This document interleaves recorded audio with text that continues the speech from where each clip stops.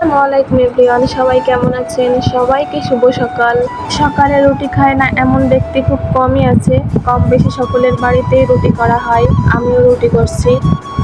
সে এখন ডায়েট করতেছে, তাই সে একটা রুটি বেশি খায় না, তার জন্য আমি একটা রুটি বানাবো। আপনাদের কাদের কাদের বাসায় এরকম লোক আছে যে তারা ডায়েট করে?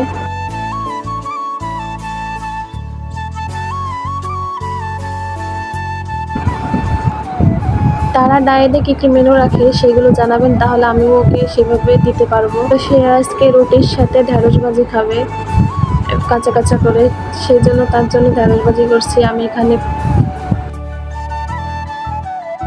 আমি এখানে পরিমাণ মতন তেল, পেঁয়াজ, মরিচ দিয়ে দিচ্ছি, একটু নেড়ে এখন ঢেঁড়সগুলো দিয়ে দিলাম। এবার লবণ আর হলুদও দিয়ে দেব। আপনারা কেমনভাবে ঢেঁড়স ভাজি খেতে পছন্দ করেন আর কে কীভাবে রান্না করেন জানাবেন। তো আমি সিদ্ধ হওয়ার জন্য একটু ঢেকে দিলাম যাতে দ্রুত সিদ্ধ হয়ে যায়। আমার ভাজিটা কিন্তু হয়ে গেছে, আমার রুটি আর ভাজি করা হয়ে গেছে। এখন আমি কিছু সবজি কেটে নেব।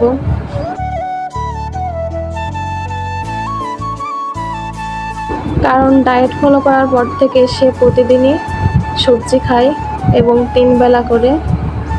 সবজিগুলো আমি সুন্দরভাবে দিয়ে সবগুলো কেটে নেব। আপনারা যারা ডায়েট করেন তারা কী কী সবজি খান এগুলো একটু জানাবেন কমেন্টে। আমার সবজি কাটা হয়ে গেছে, এখন আমি ডিমটা ছুলে নেব। ডিমটা ছুলে ভালোভাবে পরিষ্কার করে ধুয়ে নেব। তার খাবার আমার রেডি করা হয়ে গেছে, এখন তার খাবারটা সাজিয়ে দেব। এখন 8টা বাজে, সে কিছুক্ষণের ভিতরে খেয়ে চলে যাবে 9টার ভিতর, তাই তার খাবারগুলো রেডি করে দিচ্ছি।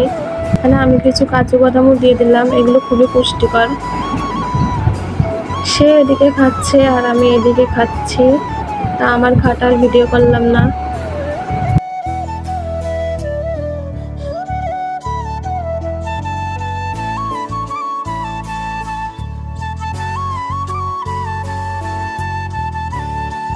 এখন আমি দুপুরের রান্নাগুলো শুরু করব। আজকে রান্না করব গুঁড়া মাছের চচ্চড়ি। অনেক দিন ধরে খেতে ইচ্ছা করছিল গুঁড়া মাছ। আমি এখানে কিছু পরিমাণ আলু, টমেটো, বেশি করে পেঁয়াজ কুচি, মরিচ এবং রসুন আর জিরা বাটা দিয়ে দিছি।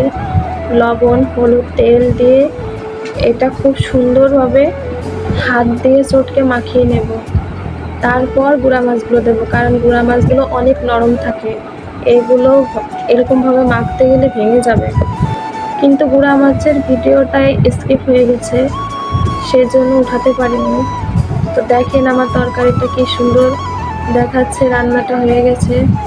আপনাদের কাদের এরকম গুঁড়া মাছের চচ্চড়ি পছন্দ জানাবেন কমেন্টে। আর একটা কে রান্না করবো ভাবতে ভাবতে ভাবলাম পটল ভাজি করে, চাক চাক করে, সে অনেক পছন্দ করে এরকম পটল ভাজি। পটল লবণ হলুদ দিয়ে তেলে হালকা করে একটু ভেজে নিয়ে তারপর আমি এতে আলু মিক্সড করব। কারণ এরকম শুধু শুধু পটল ভাজা আমাদের বাসার কেউ খায় না, ও খায় না, সেজন্য আর শুধু শুধু পটল ভাজি করি না। এই যে আগে থেকে করে রাখা আলু ভাজির মধ্যে পটলগুলো মিক্সড করে একটু নেড়ে নেব। এই ভাজিটা ওর খুবই প্রিয়, এই ভাজিটা হলে আর কিছু লাগেই না।